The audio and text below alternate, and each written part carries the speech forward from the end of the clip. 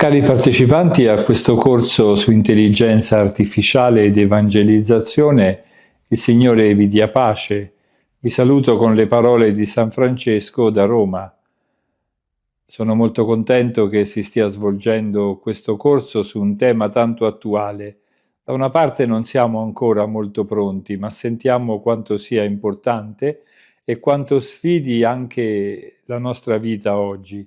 Desidero parlarvi, per quanto è possibile, dal cuore del carisma francescano e dalla ricchezza di progetti che come famiglia francescana, diversi ordini, stiamo vivendo in questo momento storico. L'Europa di oggi ci pone domande profonde, come annunciare il Vangelo in società sempre più secolarizzate, dove la tecnologia digitale media sembra gran parte delle relazioni umane. Come essere presenza francescana in un contesto dove anche l'intelligenza artificiale sta trasformando non solo gli strumenti, ma il modo stesso di pensare e comunicare? Francesco d'Assisi ci ha insegnato, anzi ci ha fatto vedere con la sua vita, a uscire e andare, essere presenti là dove vivono le persone, parlando il loro linguaggio, incarnando il Vangelo nelle culture del tempo che viviamo.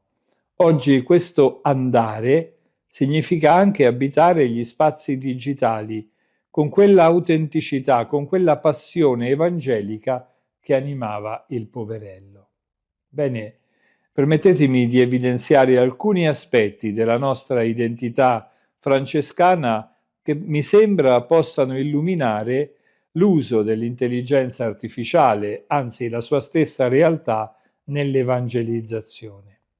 Direi un primo punto è la minorità digitale. Francesco scelse di essere minore, cioè di stare in basso. Nel mondo digitale questo significa forse non lasciarci sedurre dalla potenza della tecnologia, ma metterla a servizio degli ultimi, di chi non ha voce. L'intelligenza artificiale può amplificare le voci dei poveri, tradurre in molte lingue il messaggio di speranza, raggiungere periferie geografiche ed esistenziali. Un secondo punto, la fraternità universale. Il nostro carisma ci spinge ad abbracciare ogni creatura come fratello e sorella. Il Cantico delle Creature in questo centenario ce lo ha ricordato. Allora, l'intelligenza artificiale può essere uno strumento, un ponte tra culture diverse. Per esempio, può facilitare il dialogo interreligioso? Può connettere comunità francescane sparse nel mondo? Penso ai nostri fratelli in Africa, in Asia, in America Latina, in Oceania. La tecnologia può creare reti di solidarietà e di formazione che superano le distanze geografiche.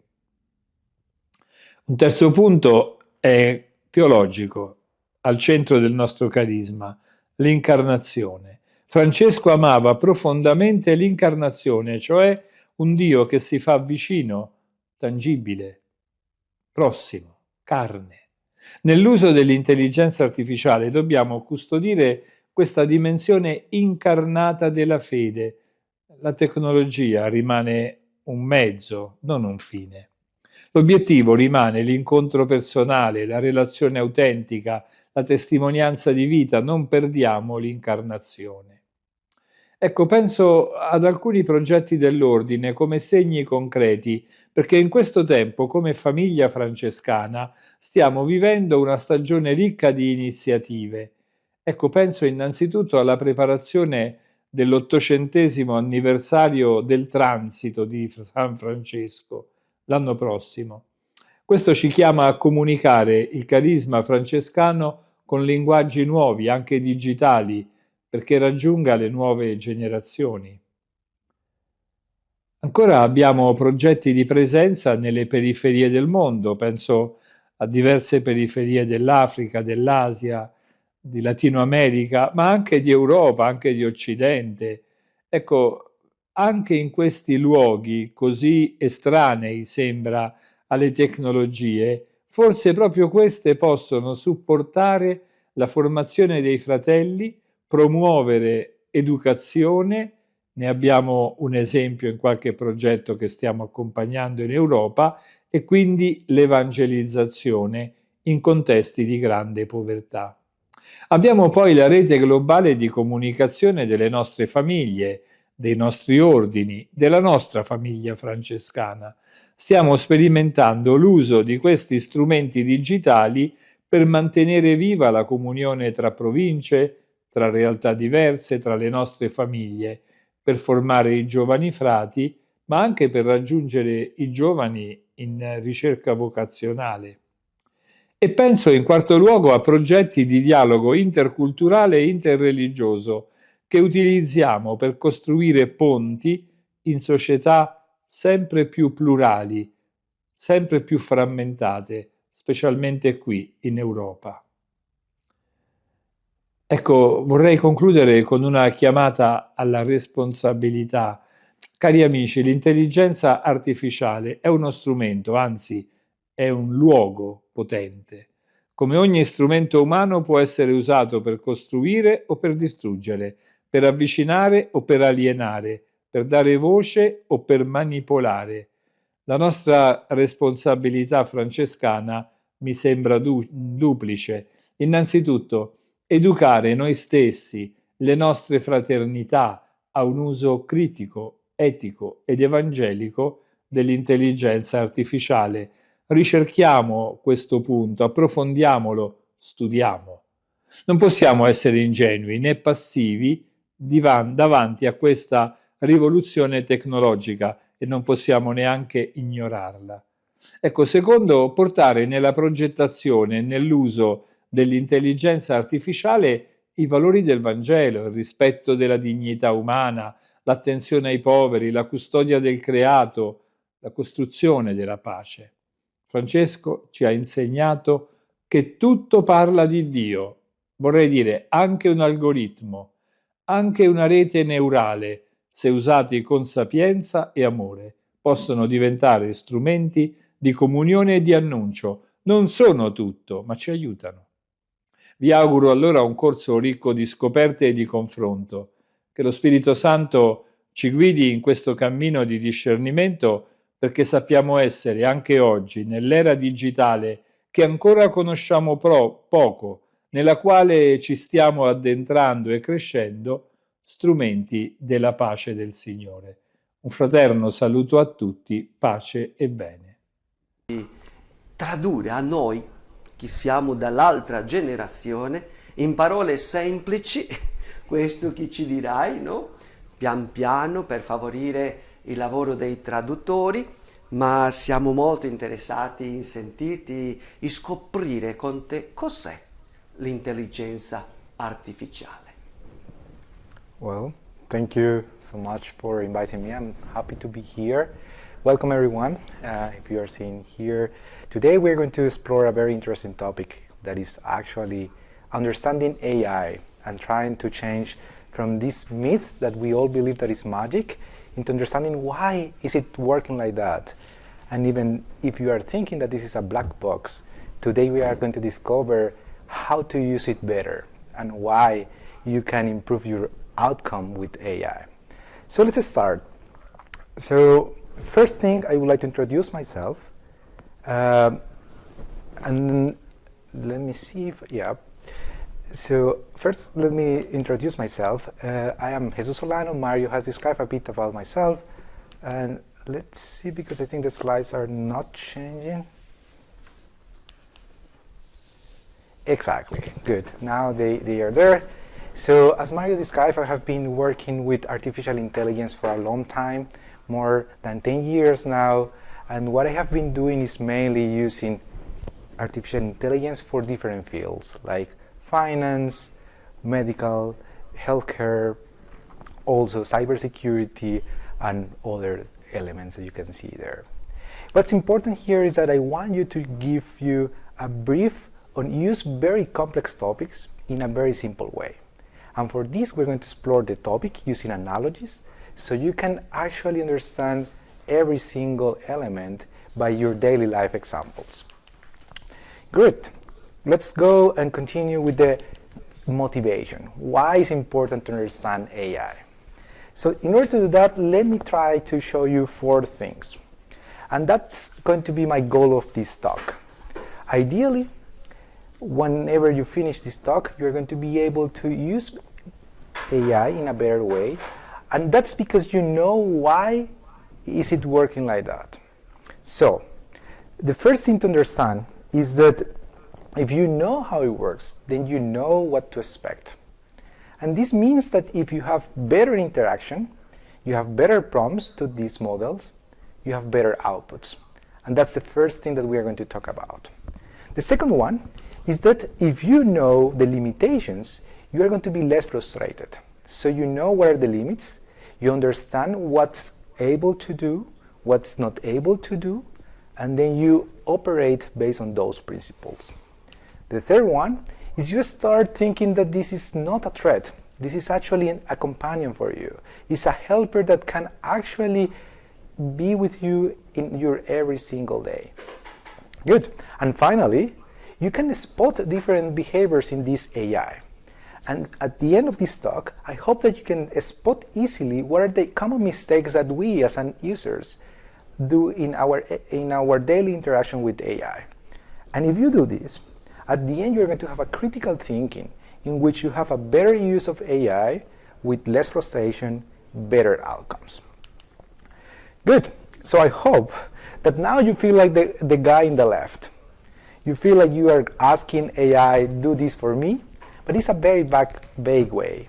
You have unclear expectations because sometimes you think that it is able to do everything, or sometimes you feel that it is not able to do anything. And finally, whenever you have an answer, you feel like, oh, this has to be true because it's like super smart. Well, I hope that at the end, you become the other guy, the guy in the right, the guy who is actually asking very precise questions to the model, the guy who is having realistic goals, and the one that is able to say, finally, I am confident that the answers that I'm getting are helping me instead of delaying my work. Good. So in order to learn this, I propose 4 different stages.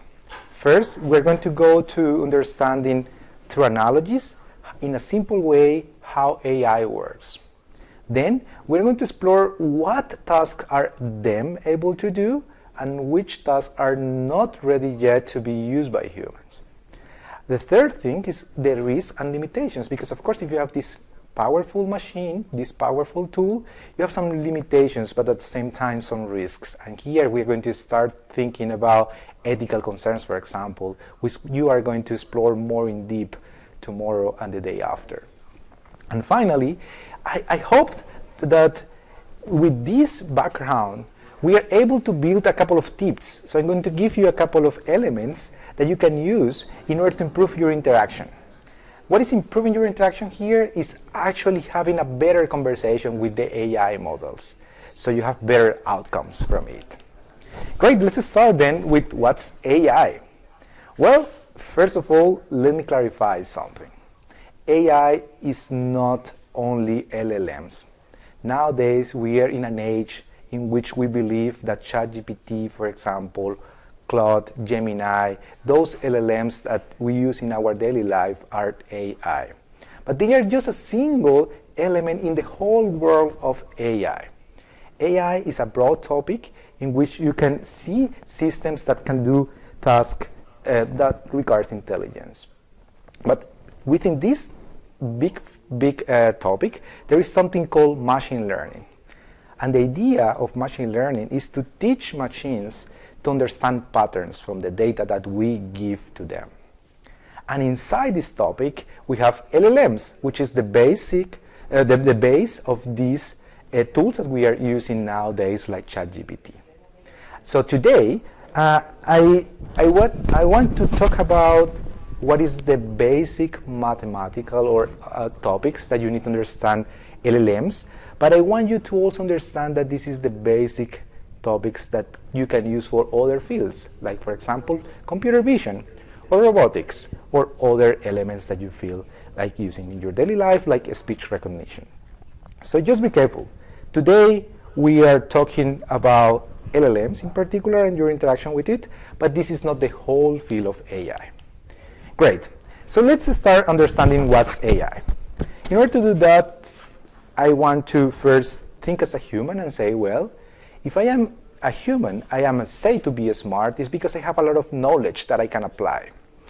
But the first question is, how did I get this knowledge? How did I learn? And this is the first question that I'm going to answer to you. How does AI learn?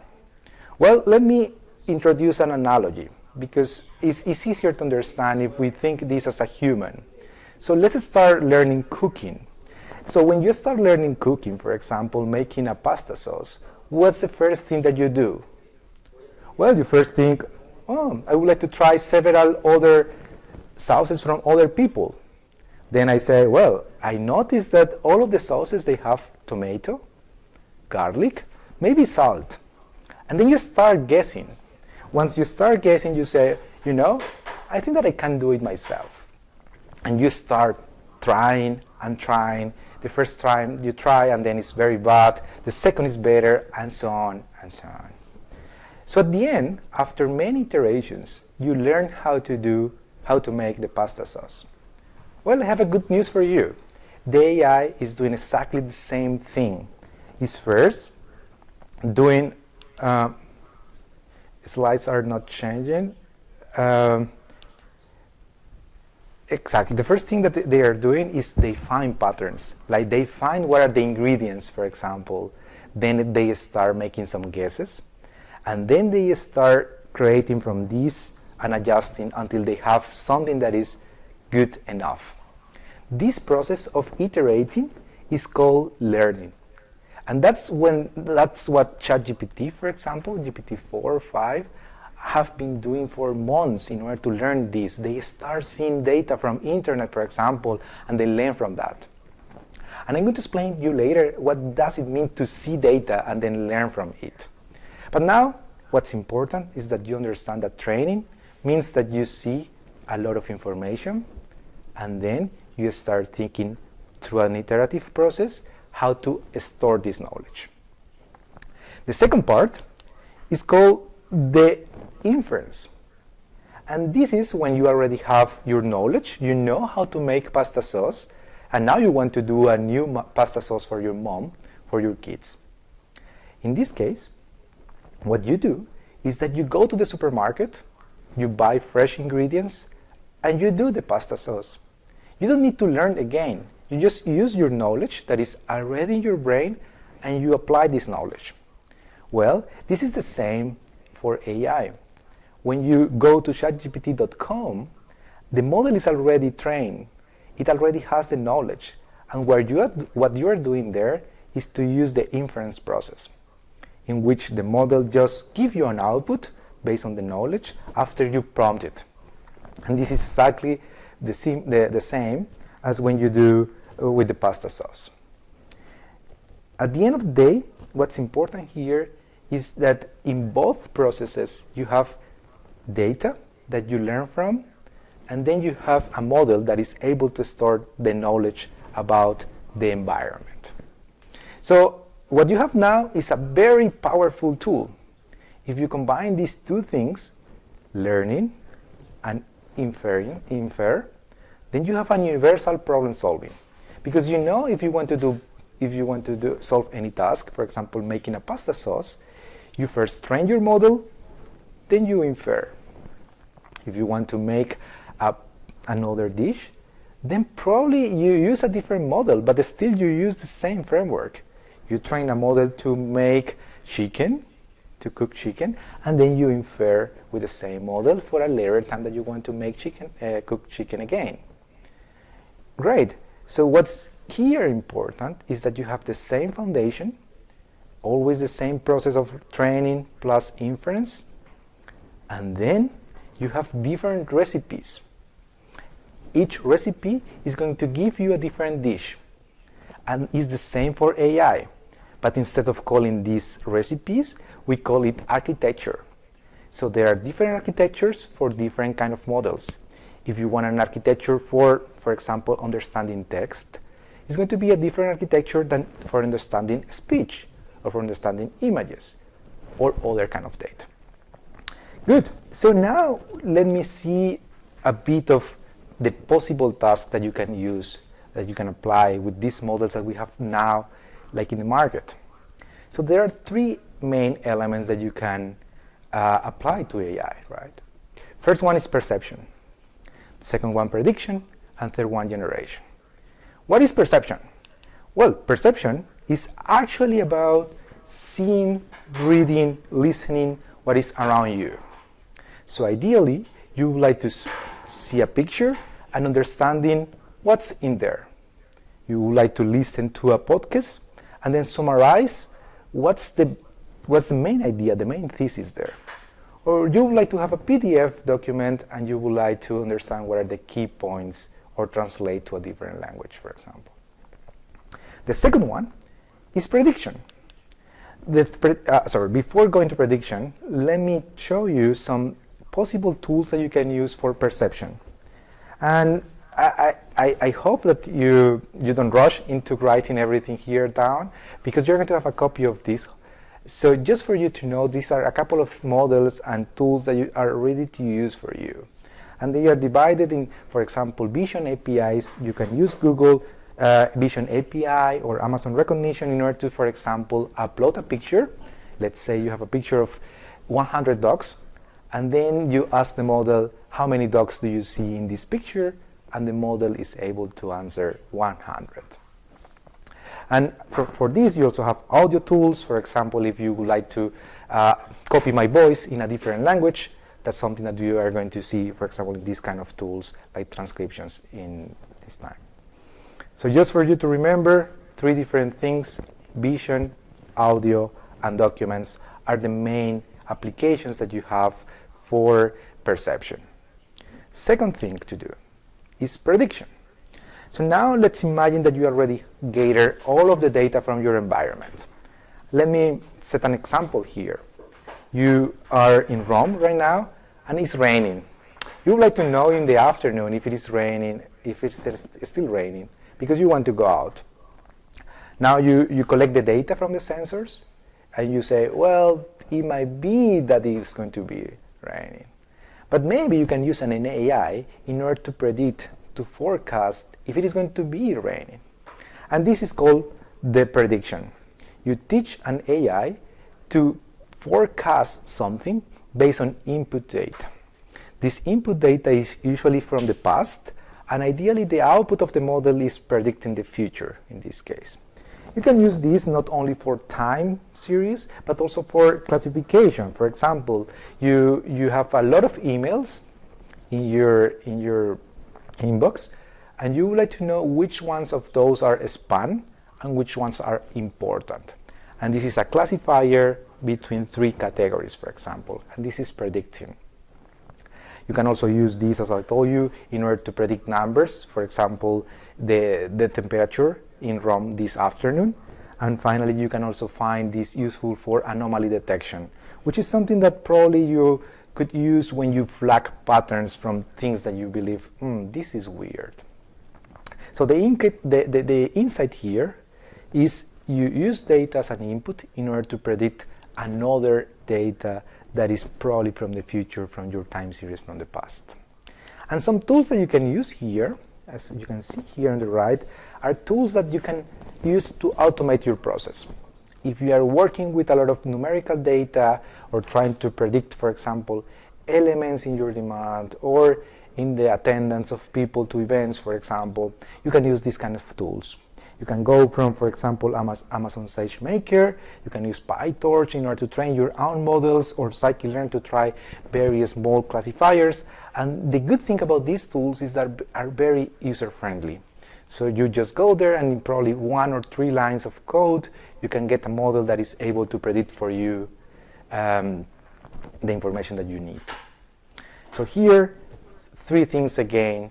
You would like to classify, forecast, or detect anomalies. And those are the 3 main use cases for prediction. And finally, let's go to the hot topic of this year, right? The generative AI. So this third pillar is about AI creating new content. So the goal of generative AI is that you have some output and then you basically prompt this input, in order to generate a different output that is original. What does it mean to be original? That is actually not the same input, but it's a variation based on the prompt, so you have something totally different in the output. And here you can think about text generation, which is what you do with ChatGPT usually, image generation, which is what you do with tools, for example, like Midjourney, for example, or in ChatGPT now you can also generate images. You can also think about more complex tasks like generating video. There is powerful tools like VO3 from Google that you can generate these kind of videos.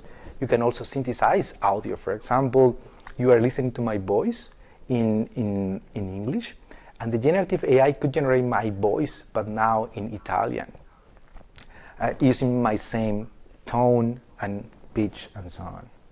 And finally, you can use all of these combined, and you can format new content. So you can record myself, and then you can generate a different person talking about the same thing that I am talking, but with a different personality and characteristics. So what's important here, generative AI usually creates content that you don't, that you didn't prompt to the model. However, here there is something relevant. AI is creating content based, or is generating content based on what it learned. It's not fully creative, it's just understanding all of the patterns from the data that it has learned, and then try to generate new things based on this combination. It's like a combination of things in the past in order to go to the future as well. Some tools that you can use here, now you are more familiar because this is the hot topic. So you can use GPT-4, 5 now, you can use Claude, Gemini, or Llama if you want to go for open source. For images, there is this tool from OpenAI called DALL-E. You can also go for Midjourney and so on. And those tools are really to use. As you can see in the market, they are very user-friendly, and you can apply this. If you are more familiar with code, they are very exciting tools about how to make code, how to create code in order to do automation of things. And here you can use GitHub Copilot, for example. You can use Cursor, which are very relevant tools if you are now in the familiarized with computer science and with developing code in different languages like Python or C++ or the language that you are using. Great, so here again, 3 elements or 3 use cases that you can have. How to analyze text, images, and finally, how to build things with code. Excellent, so now we can go a bit more into the generation, because now in the generation we understood that once you have something, you can create another things if you prompt the model properly. But before we start learning how to prompt the model, let me continue with the analogy, because I think that now you know how is the pipeline, you know what is the input, there is a black box called AI, and then you have an output. That's great. Now you have more use cases in order to apply this, but what's relevant about this talk is to understand what is the middle, the black box. So let me go back to the analogy and say, well, now you learn how to cook the pasta sauce. This is called the training, you already know this, and you also learn how to serve the dish, which is called the inference. But in order to build the thing in the middle, you need 4 things. The ingredients, because you learn how to cook it, but you don't know actually which ingredients you need. You know that you need them, but you need to basically go to the store and buy them and then use them. Then you need a technique, which in this case is the recipe. Then you go and then you practice several times making your pasta sauce, which is called the training. And finally you taste several times, and this is called the evaluation. So now we are going to go through these 4 elements, because those are the 4 things that you need in order to build this black box. First one, data, which is the ingredients. So similar to what you do with the ingredients in a pasta sauce, like garlic or tomatoes, This black box called AI is using quality data in order to learn. What does it mean? Basically, you can think about collecting data from internet, from books, from different sources, and then you put all of them in a database, like a library. And then you are going to make this library available for the model to learn. This is the data that you need. And the better the data is, the better AI. It's not about the quantity. You can have a large library, but if all of the books are the same, it doesn't matter. It's not going to be a good learning. But if you have many data, if you have diverse data,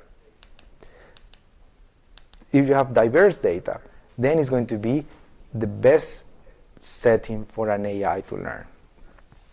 Here you can think about text data as in a library, but you can also think about image data. For example, all of the videos from YouTube, you can learn from those. You can also think about audio from all of the podcasts that are available, for example. And you can also think about table databases or table or structured information, like all of the Excels that you have available in your computer, for example. Then we have the second part, which is the recipe. I told you that in order to use this black box, you can specialize this AI into different things. And in order to do that, you change the recipe, similar to what you do with your cooking. The recipe is called the architecture. And there are several architectures for different things. There are some that are famous, like, for example, the transformers, or the ResNet for vision. But what's important here for you is to understand 4 elements that probably you heard about when you were interacting with the AI. First of all, the instructions. So when you are making your pasta sauce, you have some instructions. First do this, then do this, and so on. This is what in AI is called the layers, the neural network layers. And this is like a step-by-step like instruction. You say, well, you first go to multiply this, then you go to left, and then you go to right, and so on. This is the neural network layers. Then you talk about how to combine this step-by-step process and how the ingredients, the garlic, the tomato, are combined. And this is the architecture. So now you have different layers, you combine those layers, and then you have like a flow information that is going through your model so it is able to learn. Then you have some parameters. And this is in cooking, like for example, you add 1 liter of water, you add 300 grams of salt. Those numbers are very specific, and if you change those, it's not going to be a good pasta sauce. Those are called the parameters. And ideally, you are trying them. The first time that you cook the pasta, you say, well, 200 grams of salt is fine. Second time you say, no, it's better to have 250. And then you make it many times, and at the end you say, it's going to be 292.5 grams. Those are the parameters. And these parameters is important, because when you are out there using models, you see that parameters are 5 billion, 70 billion, 1 trillion parameters. The more parameters, that means that you can store more information in your model. And finally, the techniques. So in every layer, you are going to have different processings, and you can apply different techniques in order to specialize your knowledge. Something important here, the simple architectures are going to have simple tasks. And it's good to have sometimes simple architectures because you want a particular task. But if you would like to have an AI for very powerful tasks, you have to have a very large architecture. And that usually means many layers, many parameters, and then to have a huge model. But there is a trade-off. The bigger the model, the more expensive it is to train the model. So if you want to train a model that is small, it's going to take you days. But if you want to train GPT-5, for example, you need months in a very large cluster of GPUs, in this case. GPUs are like the computers that you use to train your AI models. Great. So let me go to the third part. Now you have the ingredients, the data, input data. Now you have the architecture, the recipe. And now you say, well, I need to learn. What is the next process? Well, that's training, right? How do we train? There are actually 3 steps usually when you are training models. First step, imagine that you are a chef, right? And doing the analogy of the AI. If the chef is able to do a new dish, then he's going to start learning from scratch. He's going to say, well, I want to make this fish in this particular way. I'm going to start from scratch, trying several times. And this is called training. This is the training process that I already described to you. But now let's imagine that this fish is an Italian dish. If you want to change this fish into a Spanish cuisine, you don't need to learn from scratch, because there are many things that are common between those cuisines. So what you do here is that you use the knowledge that you already acquired when you learn to cook this fish in Italian cuisine, and then you fine-tune, you adapted the recipe in order to make it a Spanish cuisine. And usually this is done more easily and quicker with a small data set, with a small amount of resources. And finally, and this is very important for our topic this week in the workshop that we're having, is the alignment. What is alignment? So now that you have the model with all of the knowledge that you can acquire from the environment, from the input data, you would like to align this input, this model, with the human preferences. We would like the model to behave as a human, but smarter sometimes. But we would like to have this interaction that we like to have as a human, and this is called alignment. This is not only because we would like it to answer with nice words, but it's also to prevent the model to do things wrongly. For example, we don't want the model to advise you on things that are potentially dangerous, or you don't want this to help you doing illegal activity. So this is called alignment, and it's usually the last step that we do after training the model. This alignment is the secret sauce of different companies, because the better alignment you do, the better interaction that you have with the user. For example, ChatGPT is very good at answering in the way that you as a human expect. But it's also really important because if you don't protect the models against malicious activity, then they can use your model, for example, ChatGPT, in order to ask potentially dangerous questions like how to build a bomb. So this part is the one that we are currently developing in research in more active way. Because we have now the knowledge stored in those models, but now people is trying to attack models from different corners, and ideally we would like to protect all of the corners. So the human alignment is going to protect you or all of the users from having a model that could be potentially dangerous or potentially helping you to do dangerous things into a model that is safe and robust. And more importantly here, you can also align the model to be more ethical in this case. And that's something you're going to discover in the days after this in this workshop. Cool. Let me continue then to the final plot where you can see the whole pipeline. So let's remember, we start with some data, then we feed the data into a recipe book, then we go to the kitchen, we start exploring, we learn, many times we iterate, then we aligned it with our preferences, which is basically, oh, I don't like it so salty, and then you have a model that is trained, and you are able to serve the dish to everyone. Great, so now that you know how it works from an intuitive way, let me go to the mathematical way. But don't scare yourself right now, because it's going to be a very simple math. It's just going to you for understand the basics.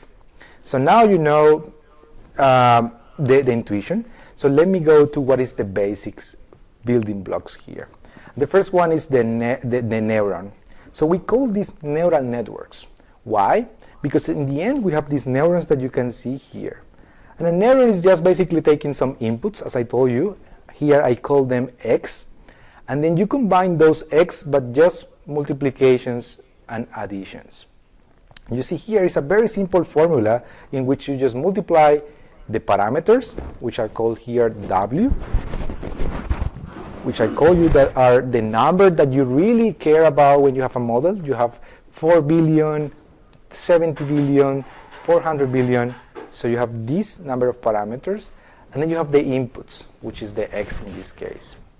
Then you are going to apply a nonlinear activation, and this is what makes the model smart, and then you produce an output. In this case, it could be producing how many dogs do you see in this picture, then the y is going to be equals to 1. I know this is math and it's hard, but I just want to show you that this is the basic block in which every neural network is built on. And as you can see, it's only multiplications and additions. So at the end of the day, all of these models, what they are doing is multiplying numbers, 2 times 5, and then sum this plus 3 times 4. Then it gets a number, and then I continue doing this process several times, and at the end I have the final number that I would like to understand. So how this process happens? I show you each of those circles there. Now if you combine many of those circles, then you can see a flow of data from the input that is in your left to the right in which you have your output. This is a very simple neural network, the one that you can see on your right. It only has 13 neurons. When I told you how many neurons the others have, they have billions of those, like for example GPT-5. But you can see here the very simple scenario. You have 4 layers in this case, you have only 13 neurons, and you have around 60 parameters in this case called weights. But similar to what you do in the kitchen, you first understand that every layer of this neural network is like a stage of your cooking process. So first you boil the water, that's the first layer. Second layer, you add some things, for example garlic. Third layer, you cook in the pan. This is basically what every layer is doing. And more importantly, the more layers you have, the more complex patterns you can recognize. Similar to kitchen, the more steps you have, the more complicated, the more refined is your dish. Good, and now we continue with, now you have the architecture. How do we learn? That's the next question, right? So the question that we are going to solve there is, you combine all of these layers, right? You forward information. The information is now flowing from the input to the output, and then ideally you have now an output. This output you are going to compare against what you want to see. For example, let's imagine that you are analyzing an image of dogs, and you are asking the image, how many dogs do I have in this image? And the model is answering you 200, but you know that the answer is 100. What do? You penalize the model. You tell the model, no, you are wrong. Please do it again, but change your parameters. So the model is understanding, oh, I did a mistake. I need to refine it. And this process is basically called the loss function evaluation. I have a loss function, which is, oh, how many dogs do I have?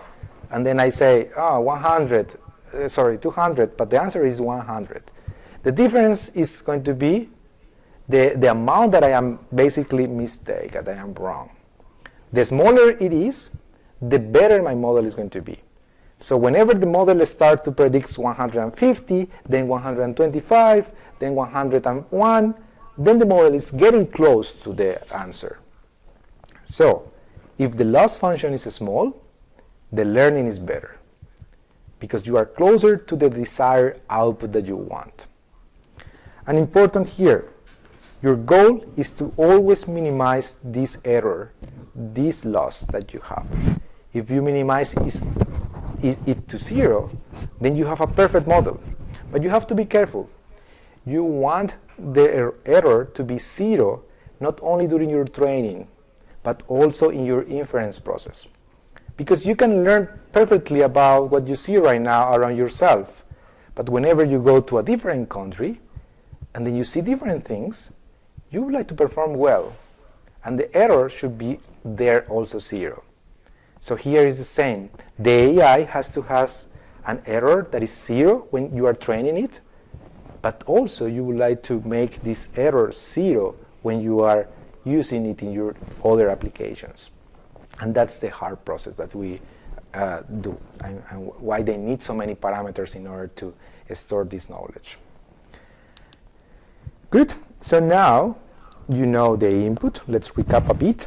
You have the input, you have the architecture, you have now the process, minimize the error, and now you would like to come back and say which architecture I should use for every single task. There are going to be some architecture for simple information, like if I want to predict what is the weather, I probably use a neural network that is called the feed-forward. If you want to analyze images, then you use the convolutional neural networks. If you want to analyze text, then you use transformers nowadays, and so on. Similar to cooking. If you want to cook a grill, you are not going to use a pot. And that's actually what you should understand about the architectures. There is a tool, there is an architecture for every task that we would like to apply or perform. Why do we have several architectures instead of only one? Because we aim to have the best model for this task. Of course, you can use a convolutional in order to analyze text. Sure, you can use it. But the performance is going to be very poor, very low. So what you want to do is to create a very tailored thing so you can apply into this particular task and you are really excellent at this. And that's the reason of many different architectures.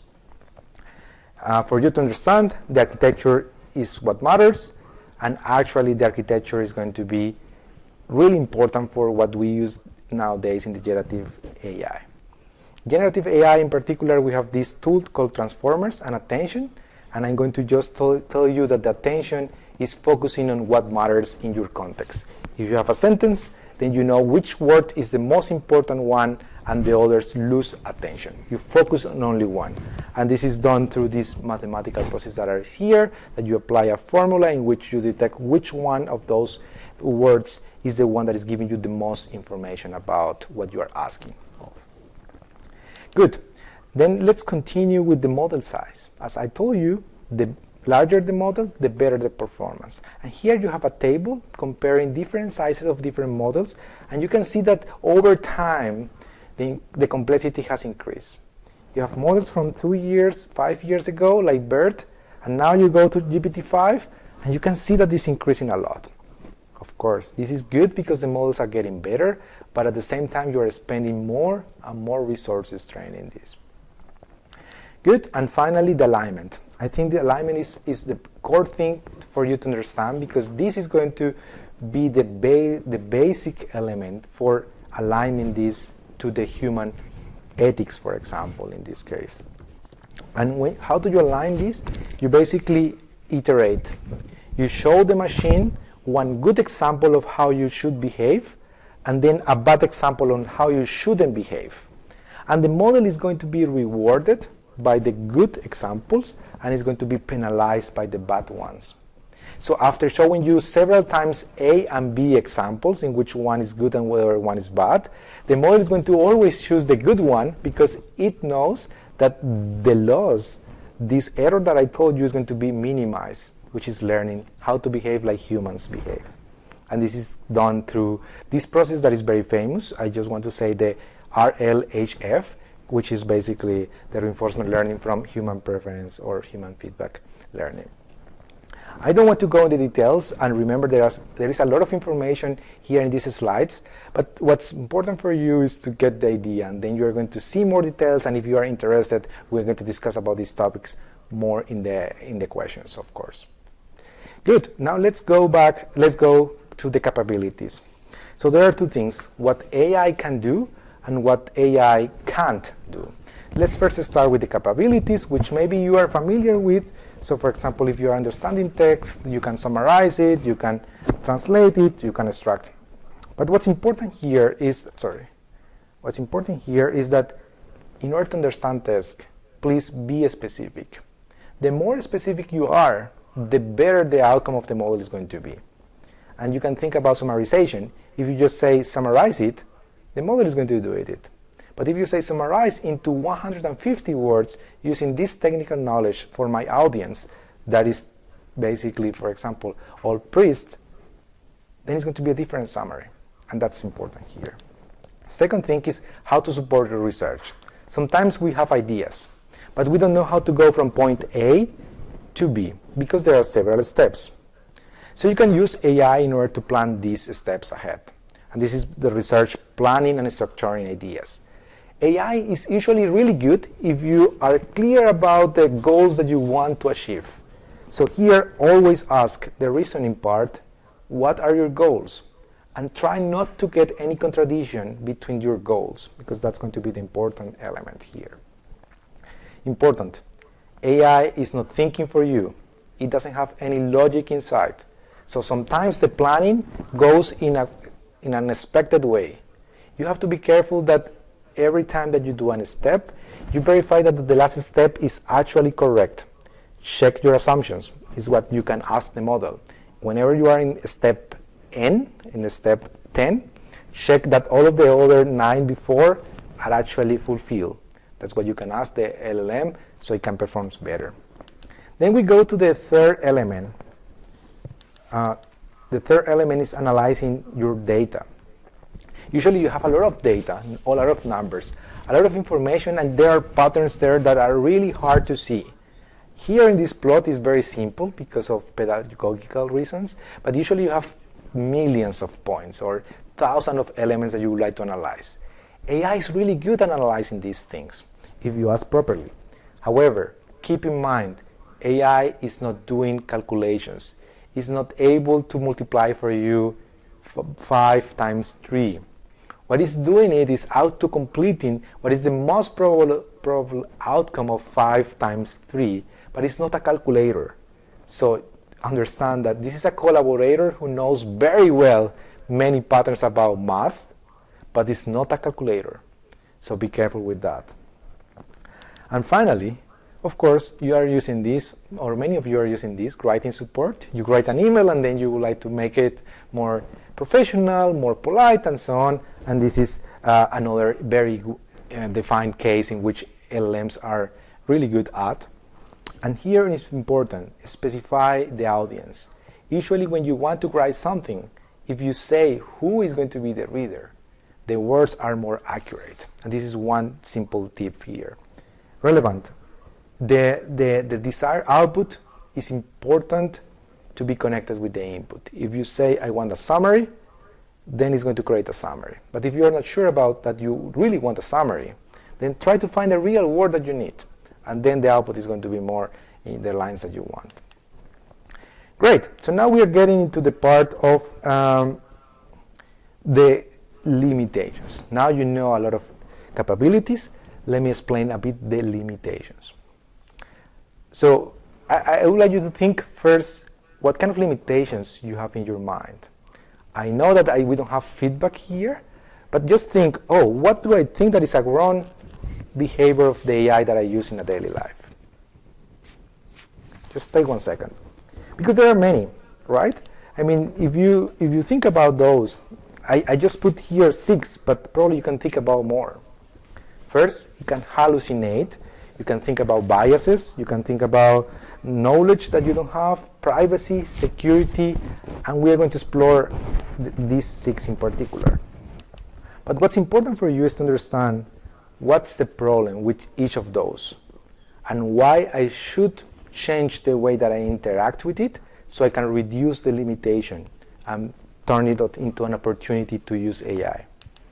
Let's start with hallucination. This topic is not very familiar. Usually people doesn't really know what is hallucination, but hallucination is basically that the AI is very confident about generating something that is wrong. So you say the earth is flat. 100% sure. That's what the AI could answer. So what do you think is the way to solve these kind of behaviors? If you are thinking about just being more precise, that could be an option. But what's relevant here is ask for sources. Whenever the AI is telling you that the earth is flat, then you start asking why. Instead of telling it's wrong, probably ask why is it flat. And then the model is going to start reasoning and thinking, oh, right, sorry, this is not a right way of doing the things. I am actually wrong. And now you have noticed several times that when you interact with ChatGPT, for example, it says, oh, sorry, I'm wrong. It's because then you ask things that challenge the way that they answered previously. And here is important. AI is not thinking. It's just predicting the next topic, the next word. So if you are predicting the most likely word, the most probable word after this one, there is no way that you can say and plan the whole answer in general. So please never trust AI for things that are very particular, like citations. Now it is getting better in getting citations, but please be careful with that. Second one is biases, which is related to the problems that we are going to discuss tomorrow. But in general, what I want you to understand here is that we have trained all of these models with human data, human-generated data. For example, internet. And internet is biased. There are many comments there in which one person is saying something in a very strong way. The model is learning those things as well. So sometimes those behaviors are going to emerge, and you are going to say, oh, this is a problem. So be careful. Ask for diverse criteria. Find counterexamples. This is a way for you to understand if the model is going to be biased in the next answer or not. Then we go to the knowledge gap. The knowledge gap is relevant because most of the people, when they are asking LLMs or AI currently about information, they expect the model to know everything. But keep in mind that the models were trained, for example, for months. And there is a date in which they stop training. They are not training every day. What they do is that they train for months, and there is a single date, this is called the cutoff date, in which they stop learning. For example, GPT-5, it was training for months, and April this year, they stop, they release the model, and now users can use this model. However, if you ask the model about something that happened in September this year, ChatGPT, GPT-5, doesn't know, unless you connect it to internet. But that's a different thing, because by itself, the model doesn't know about it. So be careful. Just always check, the model that I am using was trained in the past. I cannot ask something about today. Some news about today is probably very wrong answer what you get from the LLM if you ask about this kind of information. Verify the dates, the policies as well, for example. And finally, always remember that the human verification in this case, when you're asking very particular elements, is non-negotiable. Finally, let's go to privacy and security.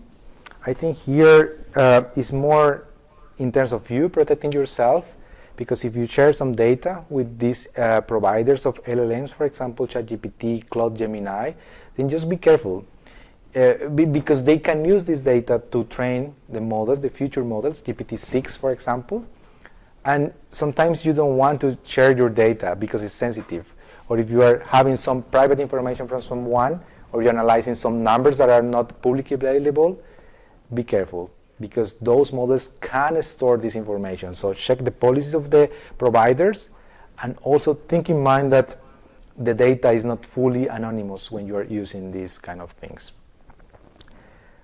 And finally, let's go to the 6 flags that I want you to understand when you are using AI. And this is like a summary of all of the limitations that you could have, but at the same time the opportunities that we're going to discover. So there are some red flags. First, when you see that the model is overconfident, there is a red flag. Usually these models are saying, it might be, because they are training this way to tell you, I know that this is the way, but you know better than me. So if the model is super confident, something could be wrong. Second one, you ask something and the model is not able to provide you with sources. It's just saying, I think that the earth is flat, period. If there is no sources, there is something wrong. Try to analyze what's happening there. Third thing, when you are asking about numbers, for example, percentages or other information, if the model is super precise, something is wrong. If you are asking what is the percentage of people who use smartphones in the world, probably this number is changing over time. And if the model is answering 73.45678, that's weird, because it should say, well, you know, it's changing over time. Last year it was 50% or around 50%, but now it could be different. That's a different story, right? So if the model is telling you a single number, double check this number. Usually this number is wrong. Fourth one, no alternative. Usually these models are trained in a way in which they are presented with several alternatives. And if they show only one, it's because either they are super confident, which is a red flag, or because there are no others. And that's weird. So usually if you are asking something, the model is going to tell you, this is the first thing that I thought, but there are these A, B, and C options that you can use. Fifth one, contradictions. Maybe you have explored this one already when you're asking ChatGPT, hey, what is this problem, 5 plus 5? And the model says 11. You say, you are wrong. And then the model answers, oh, sorry, yes, you are fully right. It's actually 10. Notice that the model is contradicting itself. And this contradiction only happens because you were prompting the model in a way that challenged its behavior. So always challenge its behavior and don't only believe in one single response. And finally, these models are complex. If you ask something and the answer is exactly what you were expecting, maybe there is a bias. And this could be a bias on both sides. On the human side, because you are asking something that is very specific, or it could be on a bias on the machine that answer in a way that doesn't give you real information about the knowledge. So if it's something is really convenient, double check it, because probably it's not general enough for the whole audience that you're asking for. And if you verify all of these red flags, you're going to have a powerful combination, because now you are able to combine your expertise with what is the AI capability or the knowledge stored in those parameters that I told you at the beginning. Good, so now let me give you a couple of tips, because now you have listened to many capabilities, limitations, and a lot of recipes, cooking. I think now probably many people is hungry because of talking about pasta sauce, but let me finish with a couple of examples that can help you in your daily life. And this process of interacting with the AI and improving your interaction is usually called prompt engineering, which is basically improving your prompt. You want to change from asking questions that are very simple, for example, in this scenario, summarize this article, into something that is more specific. Like, for example, summarize this behaving as this role to this audience using this amount of words. So don't think AI as an internet search engine. It's not like that. It's not retrieval. Don't think that it's a calculator. Don't think that it's a magic oracle. We now know that it's basically a lot of combinations of multiplications and additions. But think about a bright helper. Someone that if you ask the right question, can give you the right answer. What's the problem? How to build the right question. So here there are 5 things that you can apply for building the right question. First, always describe the role or the expertise.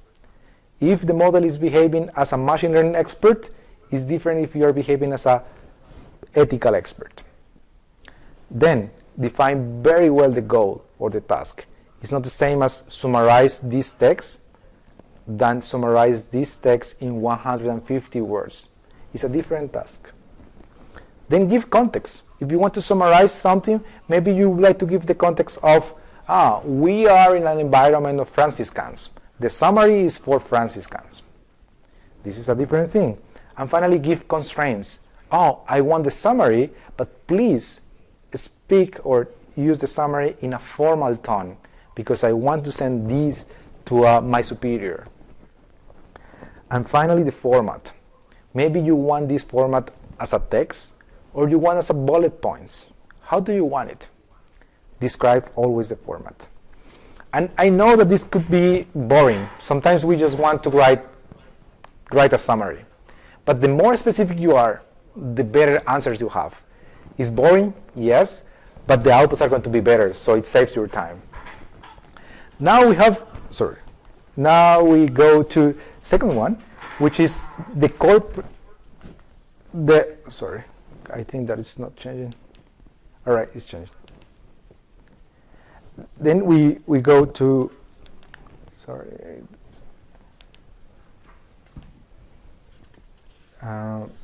I think that, yeah. Now we go to 7 practical things that you should do here. And I told you already about the role, about the audience, the examples, and this is relevant. So now, instead of telling the model a context, we're going to help the model. So if you're asking for a summary, for example, you can ask, write a summary similar to this one that I already wrote. This one was analyzed by humans, and it's a very good summary. The model, if you add this summary to the prompt, is going to give you a better summary because it knows what you're expecting. Even though it's a different topic, it's a different summary, it's going to give you a better outcome because the model is learning in a few short way. It's learning from your example what you should generate at the end. Then you can define the format as well. And finally, if you have a very difficult task, for example, you have a PDF of 200 pages, and then you want to ask just write a summary, you're going to miss a lot of important information. But if you analyze first from those 200 pages, first divide into 5 topics. For each topic, write a paragraph that is a summary, then write a document of 1 page that is the full summary. The model is going to do a better job because it says I'm going to focus in each section, and then I'm going to build from each section a summary, and from the summary I'm going to create another summary of a summary. So always break the full task into steps so the model is able to reason like step by step. And finally, iterate. The more you iterate, the better is the outcome. And probably you have noticed this. You start asking something and you are not happy, then you ask again, and so on. What's my goal with this task? That you don't ask 100 times, but you ask 3 times at most. Well, or 2 or 1, but ideally very few times. Good. So now we can finish with more advanced things. Oh, sorry, I am moving to the other side always. With more things. And those are the advanced things that probably you don't know. Those are techniques that professional people in prompt engineering are using every day. And it's basically 3 elements. First one, change of thought. Change of thought is basically that you force the AI to do some reasoning. So instead of saying summarize this example, your prompt is going to make the AI to think what is the best way to summarize this. So you can ask the LLM, for example, in this PDF that has 200 pages, there are 5 topics that are relevant. Could you tell me which ones are? And for each of those, please describe 5 bullet points. This is the first step for reasoning. Notice, you need this as a human in order to do the full summary. But now you are helping the AI to do a chain of ideas that you need to do in order to accomplish your main goal. This is called chain of thought. Second one, few short examples. Similar to what I told you to the summary that you show as an example, you can also show examples of what kind of answers you're expecting. And here you can show 1, but the more you show, the better. Of course, you're going to spend more resources because you have a longer context, but the outcome is going to be a bit better. And finally, constraints. This is something that usually people forget about. But it's about like when you write a prompt, always mention what you don't want to have as an answer. Usually, we as humans, we only write what we want. But if you write what you don't want, then it could be better for the machine to understand what are your goals. So for example, if you are asking for a summary and you don't want this to be biased towards some cultures or communities, you can explicitly ask, summarize this text, but please avoid making some comments about this particular community because they are not fair for the audience, for example.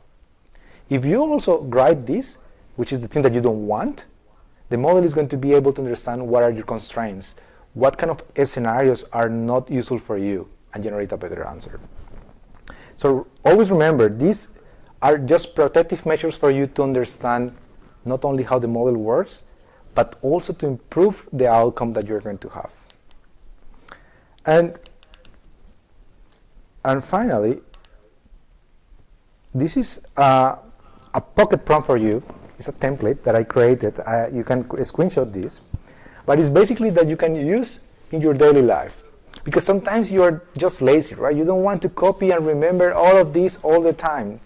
You just want to have some universal prompt template that you can apply and just change words. For example, you can change the role in this case, you can change the task, you can change the context, the constraints, the format, and then you just copy and paste into your favorite LLM, and then you have an answer.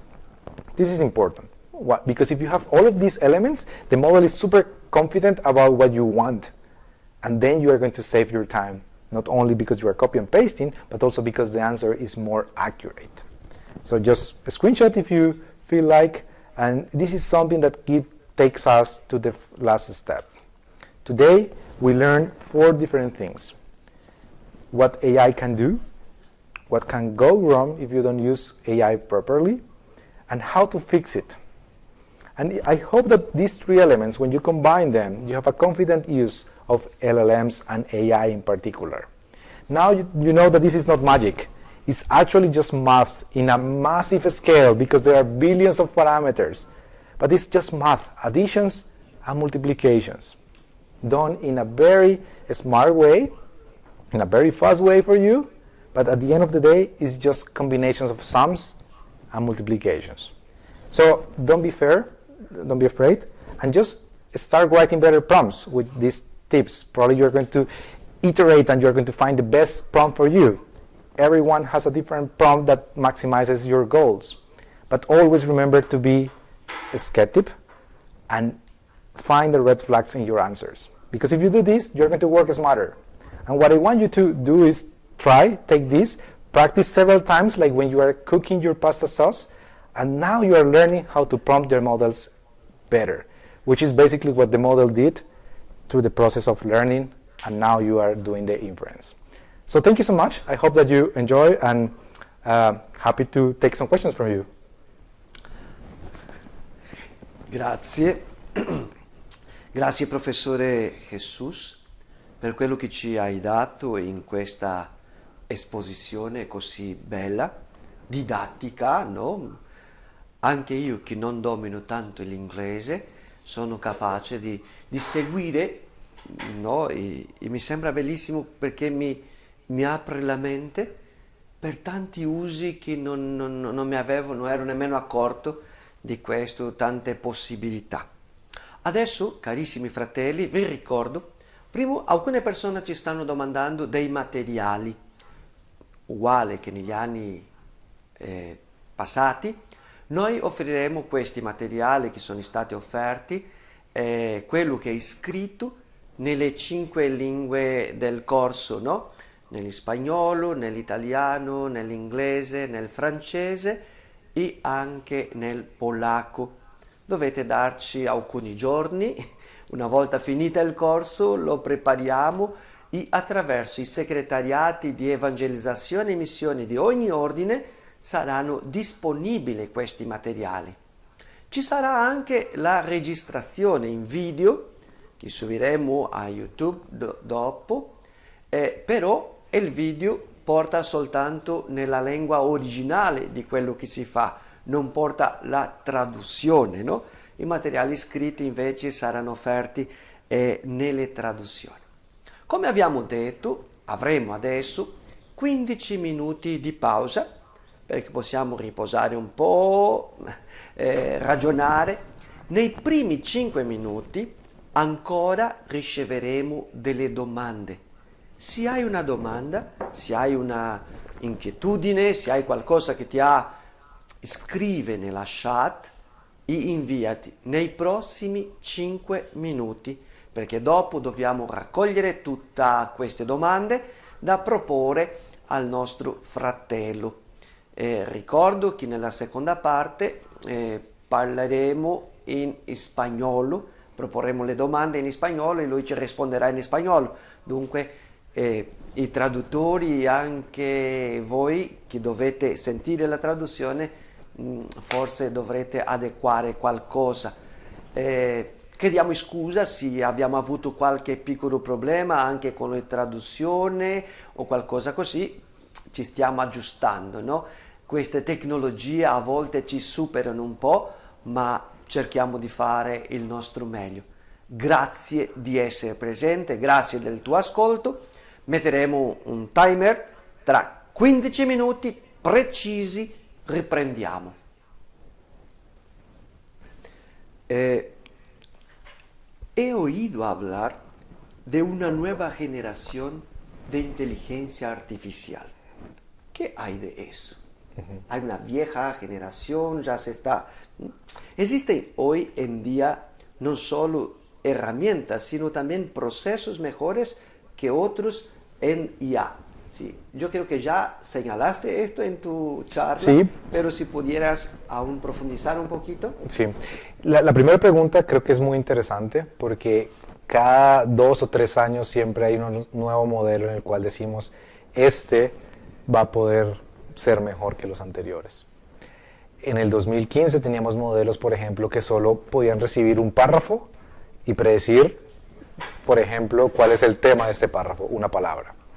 2018 ya no es solo un párrafo, sino solo una página, y ahora puedo predecir un párrafo.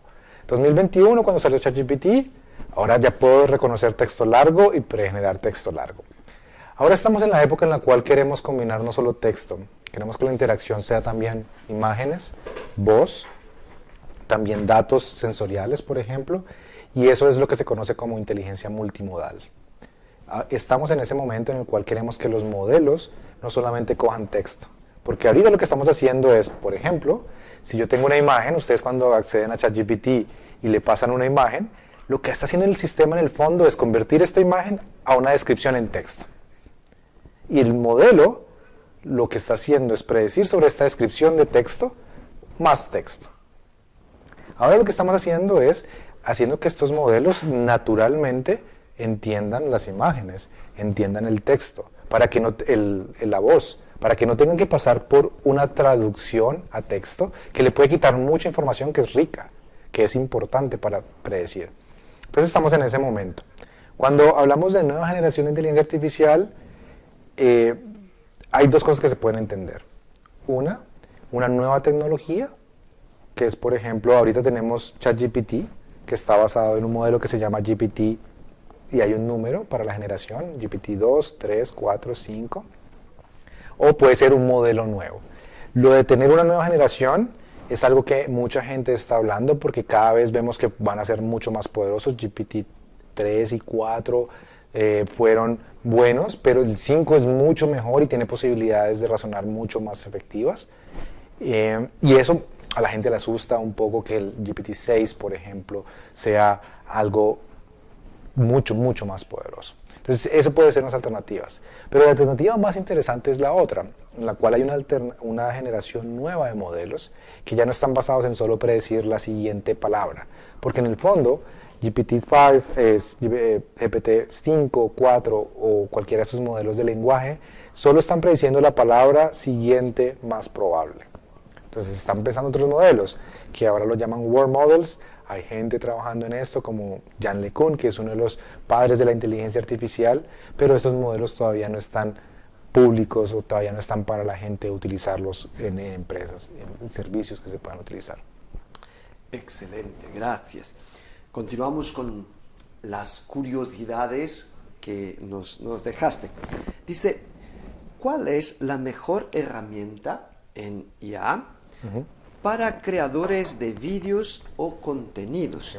Somos frailes, hermanos, y esta herramienta propia podría sernos de gran ayuda en este ámbito, ya que no somos principalmente creadores de contenido, sino hermanos consagrados a Dios. Sin embargo, debemos estar presentes en este espacio de la inteligencia artificial. Bien, yo creo que esto es una lucha constante entre empresas y entre modelos por ser buenos. Y hay algunos que están liderando la carrera en cuanto a la generación de contenido, y cuando hablamos de generación de contenido, creo que en particular son tres cosas: generar imágenes, generar videos y generar audio. Esas tres cosas, hay productos que son mejores en cada una de ellas. Por ejemplo, en generar imágenes, Google es de los mejores, en Gemini, que es su suite de inteligencia artificial, tienen modelos como Nano Banana, que generan buenas imágenes a un precio muy bajo. Uno se puede ir también con Midjourney, que es una empresa que solo se dedica a hacer imágenes, y uno puede darle un prompt y generar una imagen muy buena, muy realista, para, por ejemplo, publicar en social media, en redes sociales. O también uno se puede ir con ChatGPT y pues generar imágenes. Es también un poco dependiendo de la preferencia que uno tenga, porque hay modelos que son muy buenos, pero si me están por fuera de lo que yo ya estoy pagando, por ejemplo, alguien está pagando por ChatGPT Plus, pues le va a costar un poco más. Ahora, en cuanto a generación de video, ese es un tema que es muy atractivo en este último año. Hay muchos artículos científicos publicados y muchos productos saliendo, porque hace 2 años podríamos generar videos de 1 o 2 segundos. Y eso, uno dice, es muy poco, pero desde el punto de vista computacional, 2 segundos es alrededor de 120 frames, 120 imágenes que estoy generando continuamente, y era muy difícil para tener como continuidad, de que si estoy moviendo mi mano de esta forma, el video no haga como cosas locas y se mueva así. Entonces, ese tema que es muy atractivo, ha salido muy buenas herramientas este año en particular. El 2025 cerró con 2 modelos muy poderosos, que es Sora, que es de OpenAI, S-O-R-A, y el otro modelo que es Veo, V-E-O, de Google, y esos 2 modelos son los que están ahorita mostrando como lo más atractivo, el estado del arte en cuanto a generación de video. Ahora, si hablamos de generación de voz, es otro tema muy interesante, porque, por ejemplo, hoy pudimos hacer esta charla yo escribiendo un texto, mandándoselo a Mario, y Mario utiliza los servicios, por ejemplo, de una empresa que se llama Eleven Labs, que es una empresa que solamente coge un texto y sintetiza este texto en una voz que suena como un humano. Y yo le puedo poner algunos sabores para que se escuche como la voz de Mario, o para que se escuche como mi voz. Y este tipo de cosas también están siendo muy atractivas en este momento. Para los frailes, por ejemplo, generar podcast automáticamente podría ser una estrategia, o generar videos cortos con alguna invitación, con Sora o con Veo podría ser otra herramienta. O solamente publicar en Instagram, en la cuenta de la fraternidad, con una imagen generada en Midjourney, también podría ser una estrategia. Genial, gracias. Pienso que esta pregunta está muy relacionada a esta que acabaste de responder, un poquito más específico, porque dice, nel preparare la homilía, sí. es nuestra casa, ¿no? Aparte de usar ChatGPT, ¿cuál otros instrumentos puedo utilizar en modo de interagir con más creatividad, ¿no? Concretamente, ¿cómo podría ser? Sí, hay 2 herramientas que sugiero. Obviamente esto pertenece mucho a los gustos. Desde mi experticio puedo hablar de los gustos técnicos, porque sé qué herramienta va a ser más confiable. Creo que ChatGPT no es muy confiable, bueno, es buena, pero hay otras herramientas que pueden ser mucho mejores en cuanto a este reasoning o este análisis. En ese caso, Claude, que es Claude, tiene modelos muy buenos. Esto es de una empresa que se llama Anthropic, y Cloud Sonnet, por ejemplo, 4.5, creo que es una herramienta que la gente puede utilizar para esto. Es como ChatGPT, pero tiene un mejor razonamiento. Se ha visto que es mucho mejor en algunas tareas, en los rankings o en los benchmarks que se llama, funciona mucho mejor en algunas tareas en particular, y en particular en aquellas que tienen que ver con analizar cosas que son no triviales. Y cosas no triviales puede ser cómo doy un mensaje ético y moral, porque no es tan fácil para una máquina ser moral. Otra herramienta que puede ser muy interesante para la gente se llama Perplexity AI, que es básicamente combinar un modelo de lenguaje con Internet. Imagínense que un modelo de lenguaje pudiera leer en tiempo real todo el Internet. Eso significa que ya no tengo la limitación de lo que les mencioné del cut-off date, que es una fecha de corte de los modelos de entrenamiento. Si yo combino este modelo que fue entrenado hasta abril de este año con Internet hoy, este modelo sabe todo lo de abril antes, pero también todo lo que está pasando en tiempo real. Y eso puede ser útil para los homilías porque de pronto el mensaje que quiero decir es, oigan, hay una guerra sucediendo en tal país y este texto nos está recordando que nosotros, aunque estemos lejos de este país, podemos aportarle mediante la oración a este país. Si la homilía idealmente la estoy escribiendo esta mañana y la guerra pasó anoche, si le pregunto a ChatGPT muy probablemente no me incluya la guerra en esa homilía. Pero si se lo pregunto a Perplexity, puede ser que él me incluya esta guerra dentro de la homilía. Ese mensaje podría ser interesante para algunos frailes. Te hago una pregunta que no está escrita aquí, pero que me viene delante de todos estos nombres que vas diciendo y que a veces a nosotros, pues tal vez tengo que decir desde mi perspectiva, ¿no? Uno siempre piensa lo que es pago, lo que es gratis, Sí. cómo confiar, qué se puede usar, o sea, ¿y qué ventaja tiene del pagar, del contratar, del sí, del no? O sea, una palabrita sobre esto, sobre Sí. lo que es pago, lo que es gratis y cómo tú interpretas y ves esto. Sí. Estamos afortunadamente o desafortunadamente en una era donde todo podría ser gratis, pero siempre hay un costo que uno no ve. Entonces voy a poner un ejemplo y es Google. Google es gratis. Cuando ustedes entran a google.com, Google es gratis. Pero en realidad no es gratis, porque el costo que ustedes están pagando es que les muestran publicidad. Y esa publicidad es lo que le da dinero a Google para funcionar. En el caso de los LLMs, como ChatGPT, como Perplexity, como Claude, todos ellos tienen alternativas que son gratis. Y entonces uno se pregunta, pero ¿por qué son gratis? Hay algo me están teniendo de mí porque no me lo van a dar porque sí gratis. Y sí, es cierto, hay algo que ustedes le están dando y son sus datos.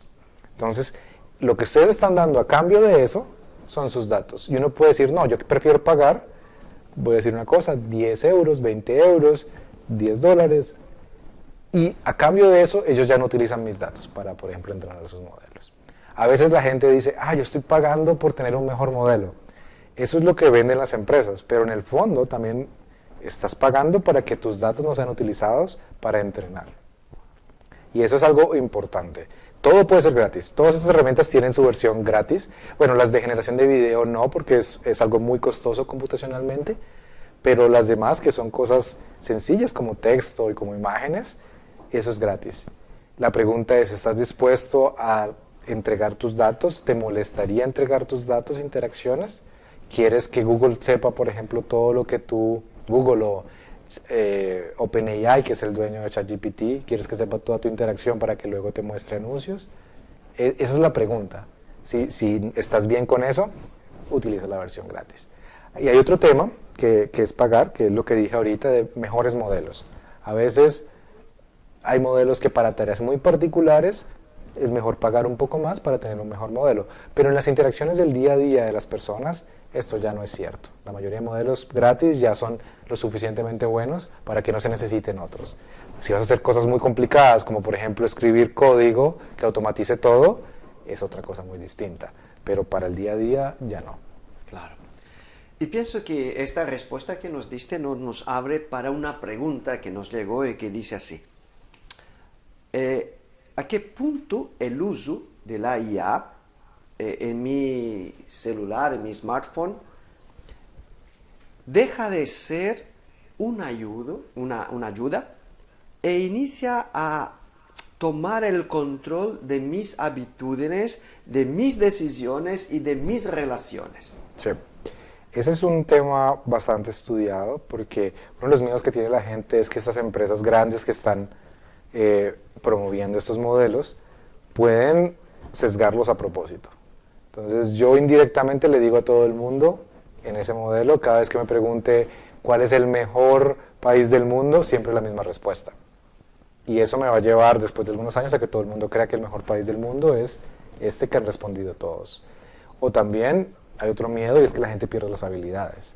Si los niños ahorita entran a solo utilizar ChatGPT y nunca aprenden a tener esta lógica que nosotros tuvimos porque crecimos en un mundo donde no había ChatGPT, también es otro problema. Entonces, creo que el riesgo siempre va a estar, es inherente decir que eventualmente si usamos todo el tiempo ChatGPT en el celular y no somos críticos, vamos a perder esa habilidad, es cierto, es un riesgo. Pero también está de nuestro lado hasta donde nos dejamos llevar por eso. Y creo que es un poco como las drogas, ¿no? O el alcohol, siempre va a estar ahí y tú eres el que decides, bueno, me tomo una copa de vino porque estoy disfrutando con mis amigos o me tomo toda la botella entera. Y siento que es lo mismo con la inteligencia artificial. Hasta algún punto, la decisión ahora pasa a ser del usuario. ¿Dónde la uso? ¿Cómo la uso? Y hay momentos en los cuales no la necesito, porque como humano puedo pensar. Como pasaba con la calculadora, muchas veces la gente antes decía, tengo que sumar 5 más 5. Y había gente que sacaba la calculadora y decía 5 más 5, 10. Pero hay otra gente que ya decía en el cerebro, no, yo puedo hacerlo. No necesito la calculadora para esto. Lo mismo está pasando ahora con ChatGPT. Mucha gente al principio dice, le voy a hacer preguntas muy fáciles como, no sé, ¿cuál es el color del cielo? Pero con el tiempo uno se da cuenta, no, yo también puedo pensar, puedo salir, dar una vuelta, es azul. Entonces, ese es el proceso en el que estamos ahorita y mi mensaje es también una decisión uno hasta dónde se deja llevar. Claramente, si perdemos todos los skills y solamente confío ciegamente en lo que me está haciendo mi modelo, ahí es donde empiezan los problemas. Pero si tengo la versión crítica de que le pregunto porque quiero aprender más y luego hago un filtro y digo, esto no me suena que es verdad o esto no es lo que yo quiero porque como humano no tengo estas preferencias, mi filosofía me dice que yo no me debo comportar de esta manera, es ahí donde tenemos la responsabilidad nosotros de usarlo correctamente. Perfecto, gracias. Dice, yo utilizo IA frecuentemente, más que todo para resumir informaciones, buscar informaciones, uso Grok. Para buscar informaciones nuevas del día. Estoy aprendiendo varias cosas con la IA como profesor, por ejemplo, sobre edición de vídeos. Entonces, de mi experiencia, IA muchas veces se equivoca. Por eso, en general, por eso en mismo momento los uso la LLM para revisar efectos y corregir efectos. ¿Puedes comentarnos esto? Claro que sí. Entonces, Grok, para la audiencia en particular, es uno de estos tipos de modelos como los que ofrece ChatGPT o como los que ofrece Claude, pero en este caso fue entrenado en particular con datos de Twitter. Para los que han estado en redes sociales, Twitter es una red social donde solamente podías escribir texto. Y la empresa que tenía Twitter antes, pues intentó entrenar esto con ese texto que está en Twitter. Y es poderoso porque tiene mucha interacción humana.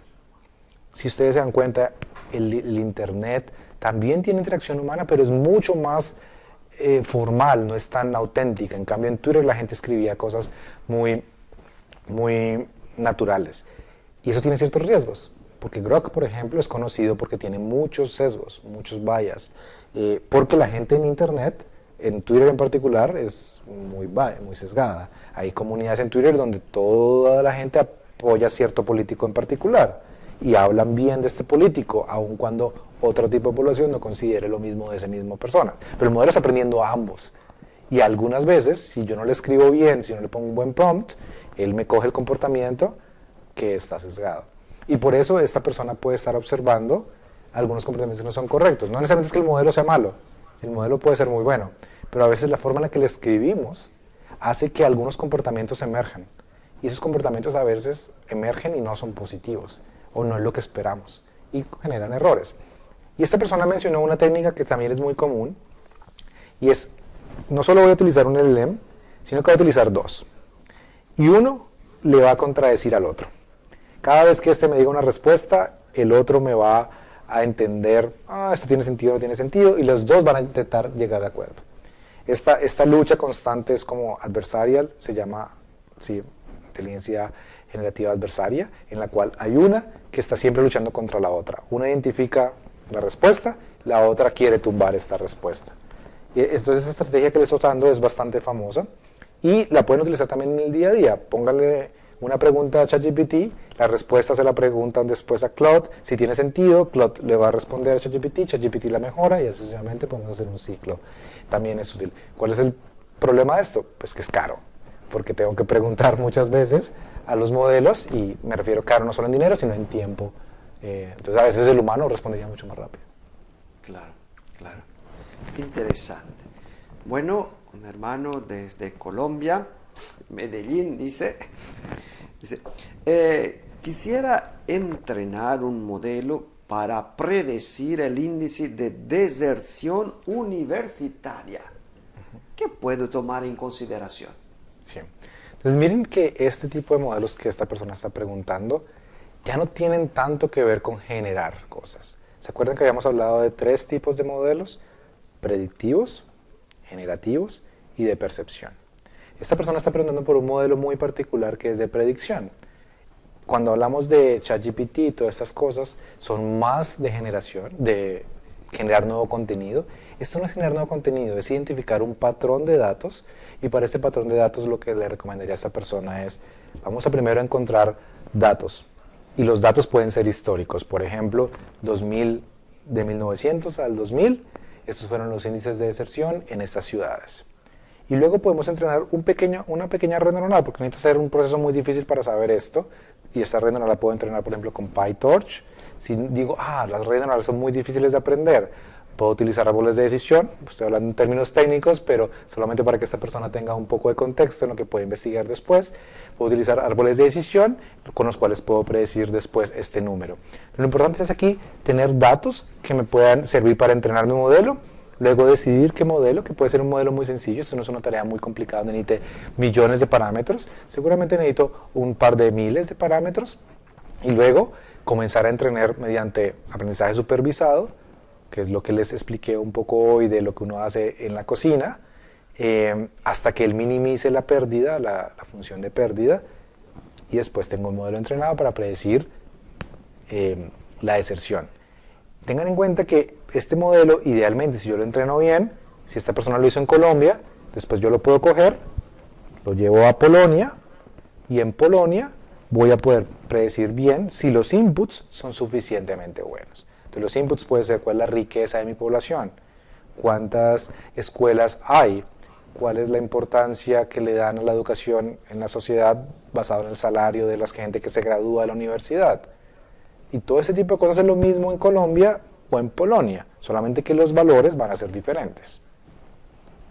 Ok, bellísimo. Bueno, estas eran las preguntas que nos llegaron, espero de haber propuesto todas, pero quisiera pedirte, ya yendo hacia el final de nuestra exposición, a nosotros, franciscanos, ¿no? Conoces un poco también de nuestra vida.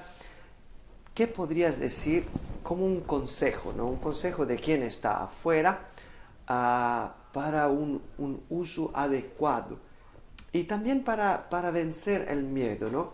O también muchos de nuestros hermanos ya son mayores, ¿no? A comenzar por mí y a otros tantos con un poquito más que yo, que somos de otra generación, ¿no? A veces tenemos tanta desconfianza de este mundo, o a veces nos plagueamos y reclamamos y medio que... ¿Qué podrías decir? O sea, para ayudarnos a quizás entender de que pues huir o esconderse no nos va a ayudar mucho, ¿no?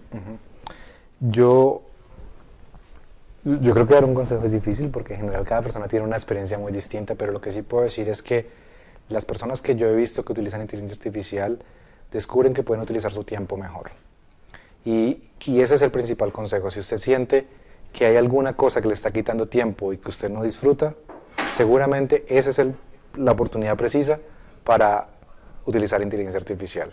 Si usted disfruta mucho hacer su homilía, no utilice inteligencia artificial para hacer la homilía, porque es algo que usted ama. Pero si a usted le parece terrible tener que todos los días sentarse a calcular números que luego le tiene que pasar a alguien para escribir un reporte, y eso no le ayuda a usted a crecer como humano en su formación espiritual o en su formación como persona, ahí es donde toca utilizar inteligencia artificial. Entonces, mi primer mensaje es, siéntense un día y digan, ¿qué no estoy disfrutando hacer en mi día a día? Y aquello que ustedes encuentren como respuesta, después digan, ¿qué puedo utilizar para automatizar esto? Porque yo no lo quiero hacer. Quiero que una máquina lo haga por mí. Y aquello que ustedes ahorran de tiempo haciendo eso, por ejemplo, si hacía números por toda la mañana y ahora lo logro automatizar, pues lo puedo dedicar a hacer más homilías o a aprender otras cosas. Entonces creo que la motivación a veces la gente lo dice, no, es que ahora vamos a ser mejores en todo. Pero creo que mi mensaje también es, quizás la forma de motivar a las personas que son ya mayores o que tienen miedo de esto es, todo el mundo tiene cosas en el día a día que no disfruta. ¿Qué tal si yo le doy la oportunidad a usted de que no las haga? Porque otra persona que es una máquina, las puede hacer por usted. Y ese tiempo que usted estaba invirtiendo en eso, lo puede gastar haciendo lo que usted disfruta. Que puede ser hablar con su comunidad, puede ser escribir homilías, que puede ser aprender un nuevo idioma, que puede ser aprender un nuevo tema. Entonces, ese es mi consejo. Descubra qué no quiere hacer y dígale a una inteligencia artificial, hágalo por mí.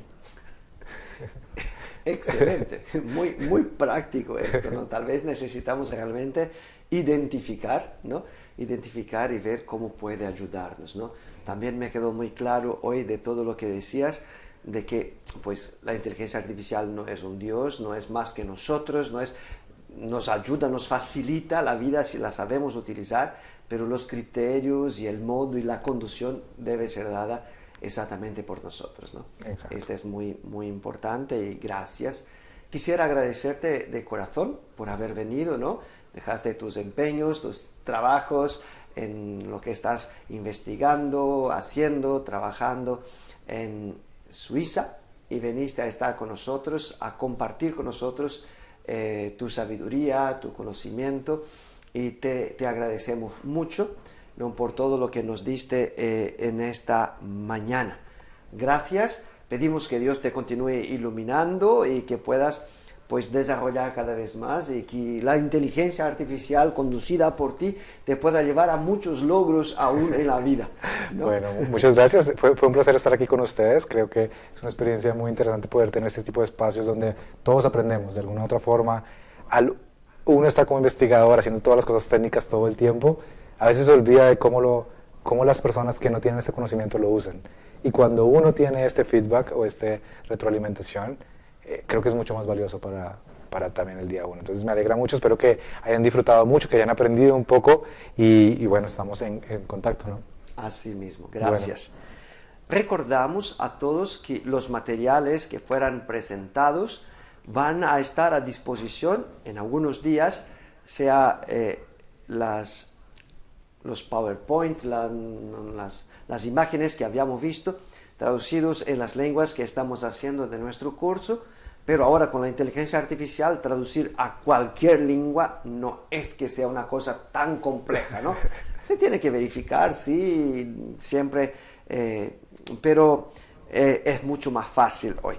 También recordamos que te pedimos el favor de escribir desde dónde estás participando, en qué lengua estás. Nos pedimos perdón por algunas equivocaciones, por alguna falla técnica en la cuestión de las traducciones, pero tratamos de ir mejorando y quizás para mañana ya va a ser mejor. Ahora entonces les invito de ver todos juntos un video que fue producido por la Universidad Antonianum. Ellos están ofreciendo una especialización desde no mucho tiempo sobre justo la inteligencia artificial. Y de esto nos van a hablar en este video. Entonces, mientras ahora el video será en italiano, entonces pido al traductor del español al italiano que haga del italiano al español, al traductor que era del inglés, que del italiano traduzca al inglés, del italiano al francés, del italiano al polaco. Y pido que mandes tu mensaje, digas desde dónde está participando, esto nos va a ayudar. Con ustedes, el vídeo preparado por la Universidad Antoniano.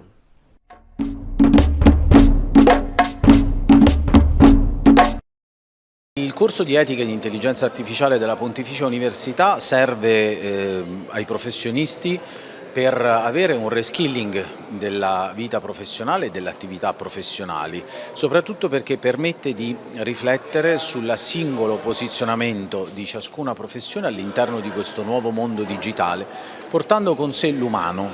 L'umano inteso come categoria di una comunità che oggi vede in questa transizione, come ha detto il Papa, non un cambiamento d'epoca ma un cambiamento epocale, quindi un qualcosa che va oltre il futuribile.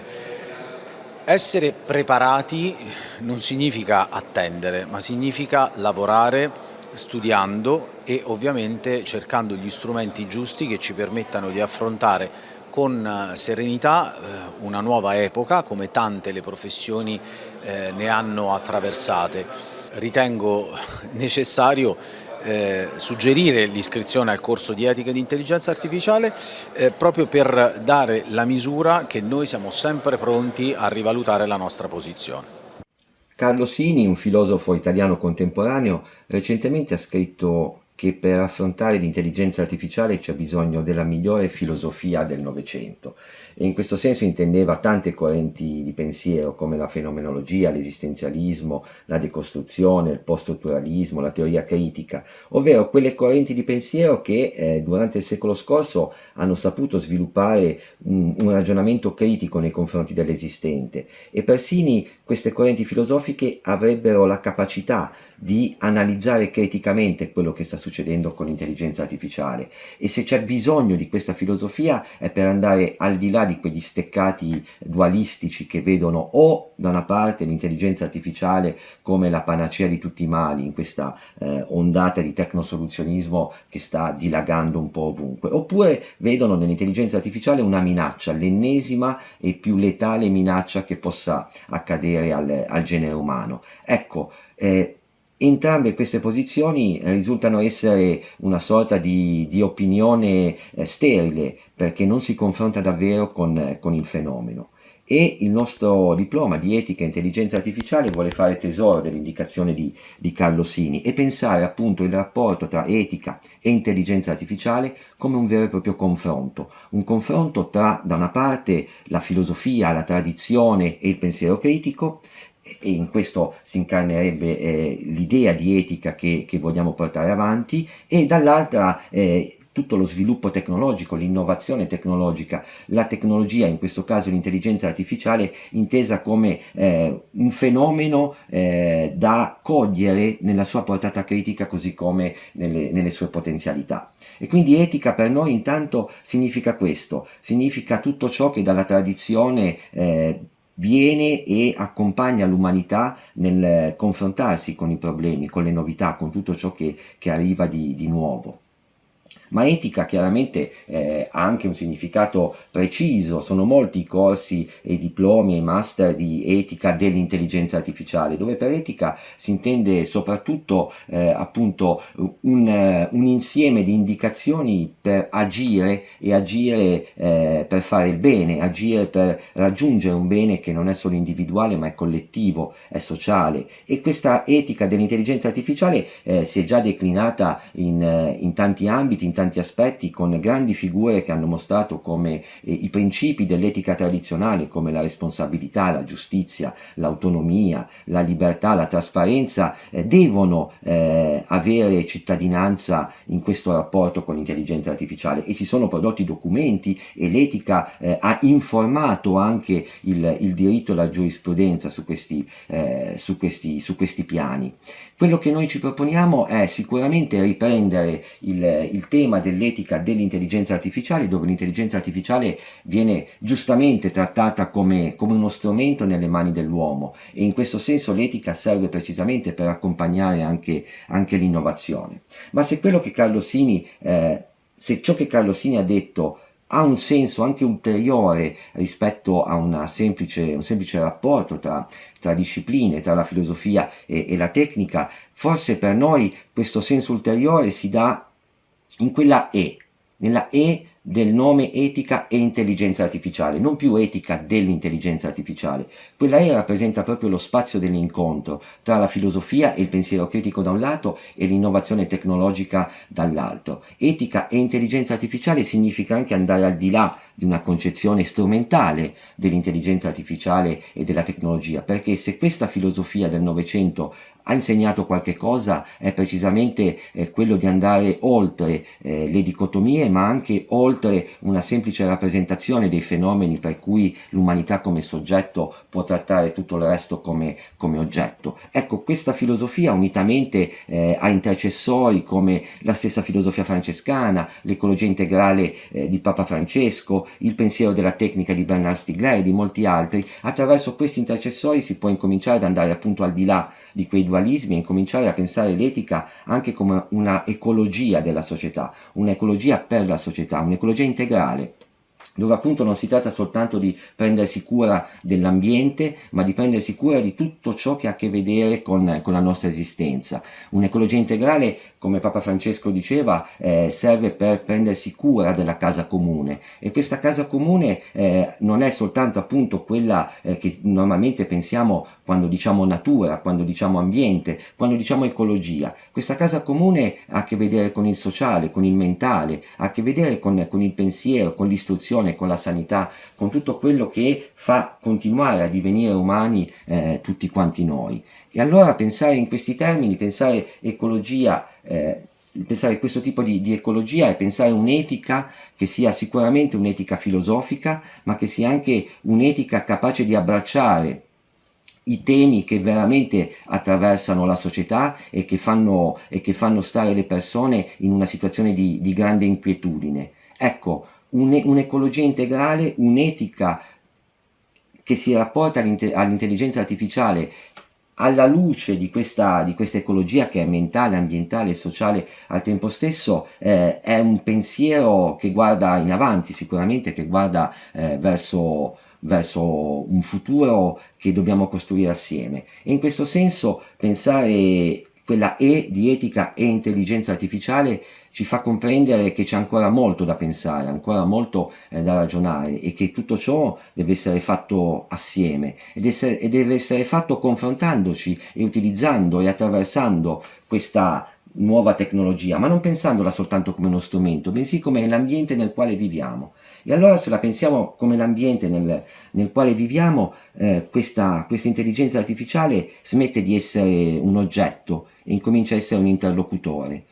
Ma è necessario che continui ad essere un interlocutore, così come la tecnologia nel suo complesso. Perché è necessario? È necessario perché vogliamo davvero prenderci cura della casa comune, far sì che l'ecologia sia un'ecologia domestica nel senso appunto che considera tutti gli elementi che attraversano la nostra vita come aspetti di una grande casa che dobbiamo vivere assieme, sviluppando appunto le capacità, i saperi, le pratiche, per far sì che questa grande casa continui a mostrare la sua pluralità e a mostrare le sue condizioni di libertà.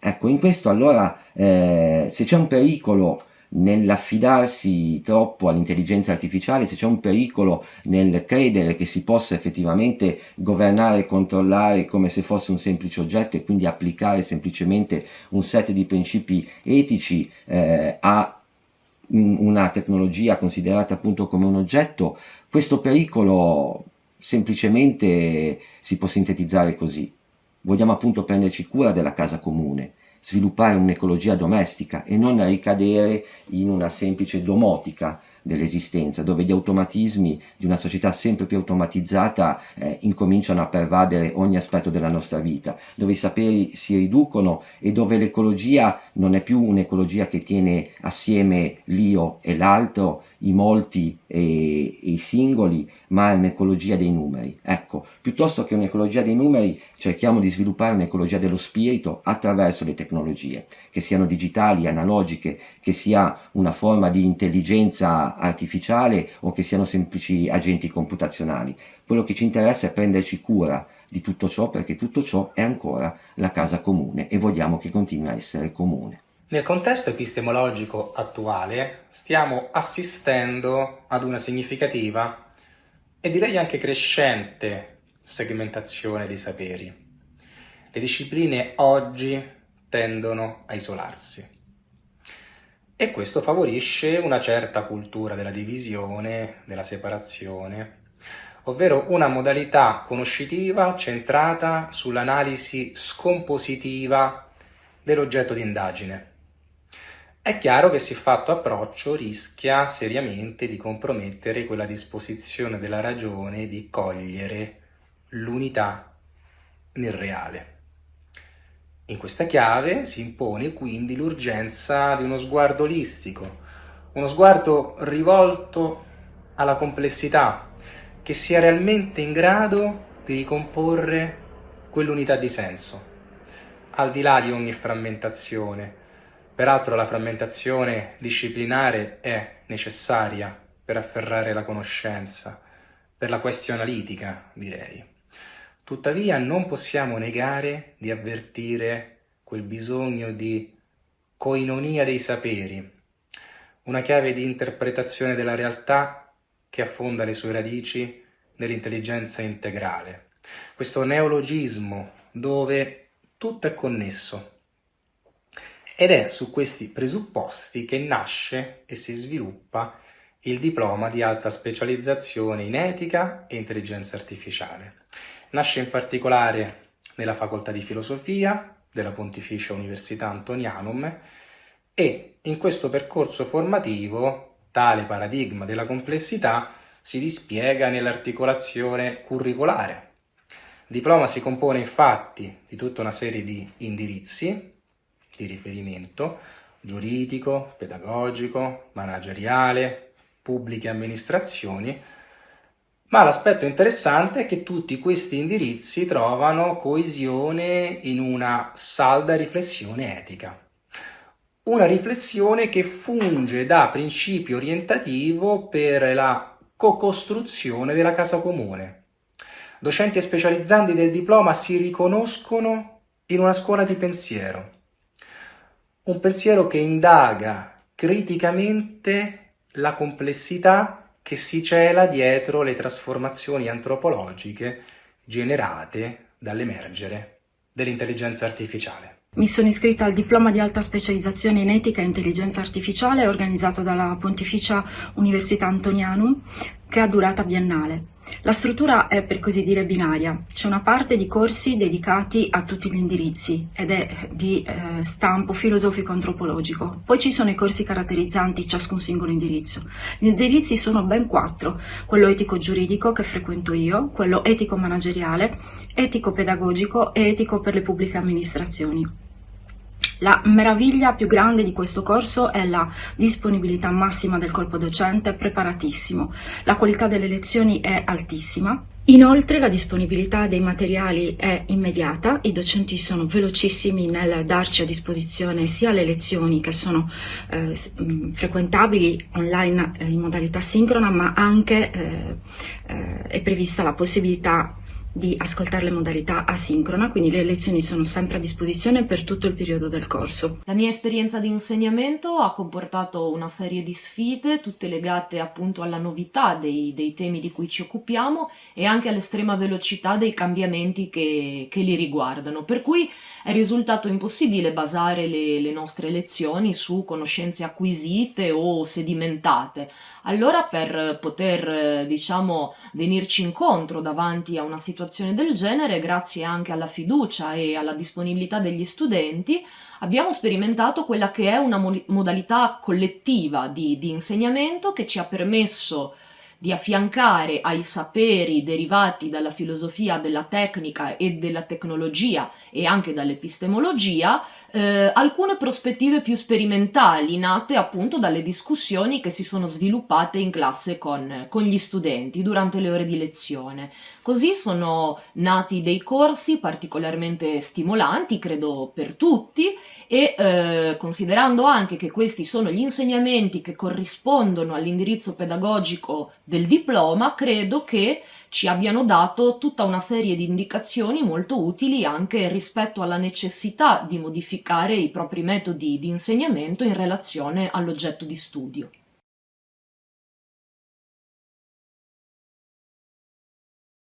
Ancora una volta ringraziamo Gesù che è stato qui con noi a parlarci del tema in modo tanto bello, semplice ma anche profondo. Grazie di tutto quello che ci hai dato. Ringraziamo anche i ministri generali che ci hanno affidato a noi, segretari di missioni delle ordini dei frati minori, dei frati conventuali, dei cappuccini e della Tor, di organizzare questo evento. Ringraziamo i traduttori, sappiamo quanto è importante il loro lavoro e vi ringraziamo tantissimo per questa collaborazione. La vostra traduzione fa con che sia possibile arrivare a tante altre persone. Ringraziamo anche a Fra Chico Castiglio per tutto il supporto tecnico qui dalla Curia Generale dei Cappuccini. Ringraziamo a Fra Michele Motura che controlla la nostra chat e ti porta le domande e tutto quanto. E ringraziamo in modo molto particolare a te che ti sei iscritto, che ti sei collegato. Grazie dalla tua presenza e di cuore speriamo che questo evento, che questo corso ci aiuti tutti a migliorare il nostro servizio alla Chiesa e al popolo di Dio, utilizzando anche questo strumento, che è un strumento che è l'intelligenza artificiale. Ricordiamo che domani, a Dio piacendo, saremo con Fra Paolo Benanti della Tor, che è un grande specialista di questa materia. Lui è in viaggio adesso dal Giappone verso Roma. Gli auguriamo un buon viaggio, preghiamo Dio che tutto vada bene, che ci arrivi in salute e possa esserci con noi il giorno di domani. Vi aspettiamo dunque domani alle 9 dal mattino, si parte un po' prima, già poi essere in sintonia. Auguriamo a tutti una buona giornata. Dio vi benedica tanto, pace e bene.